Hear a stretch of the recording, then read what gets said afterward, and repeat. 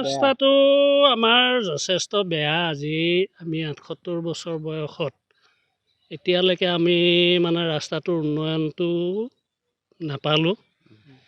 প্ৰথম আছিলে এই লোকেল বৰ্ডৰ পথৰুৱা ৰাস্তা, তাৰ পাছত আহিলে মহকুমা পৰিষদে অকণমান মানে হেৰি এটা কৰিলে আৰু কৰি পেলাই নক্সা এটা কৰিলে। নক্সাটো কৰাৰ পাছত জিলা পৰিষদ আহিলে। জিলা পৰিষদেও সেই একে নক্সাই কৰিলে। আজি পৰ্যন্ত ইয়াক আৰু মানে হুবহু কিবা এটা হোৱাৰ চান্স আমাক দিয়া নাই। গতিকে সেই চান্সটো আমি যথেষ্ট পালে মানে ভাল পাওঁ।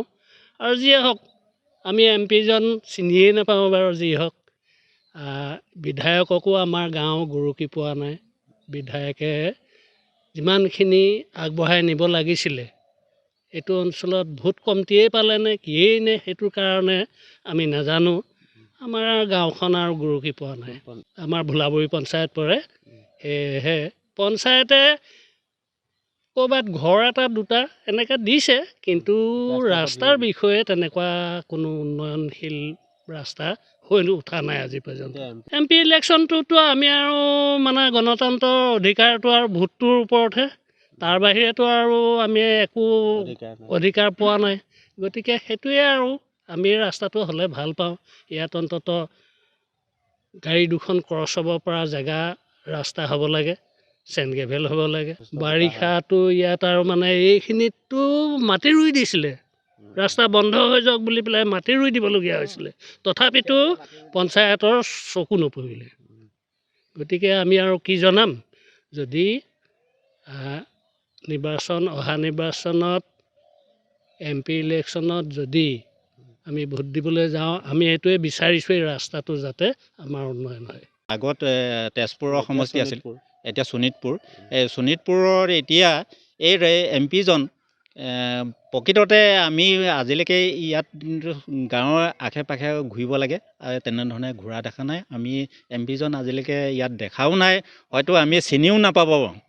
গতিকে সেই তেওঁলোকৰ প্ৰকৃতত অকল ভোটটো লোৱাই অকল গণতন্ত্ৰ প্ৰতিষ্ঠা কৰা নহয়। কাৰণ ভোটটো লোৱাৰ ওপৰত যিখিনি মানুহ আছে, উন্নয়ন কামবিলাক চৰকাৰে উন্নয়ন কামবিলাকৰ কৰিবৰ কাৰণে কিছুমান ফাণ্ড আহে। সেই ফাণ্ডবিলাকক অন্য হেৰিবিলাক চিন্তা কৰে।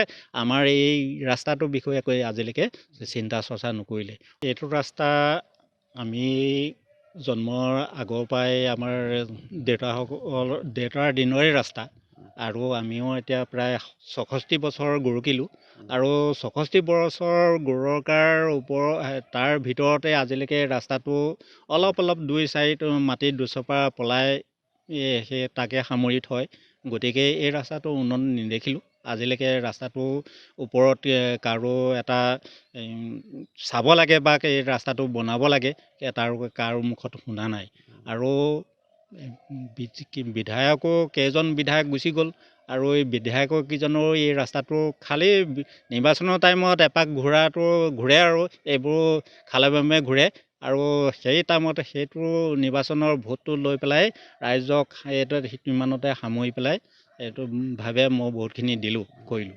এইটো বালিগাঁৱৰ পৰা ধৰি গোটেই পঞ্চায়তলৈকে ধৰি মানুহখিনি মূল ৰাস্তা।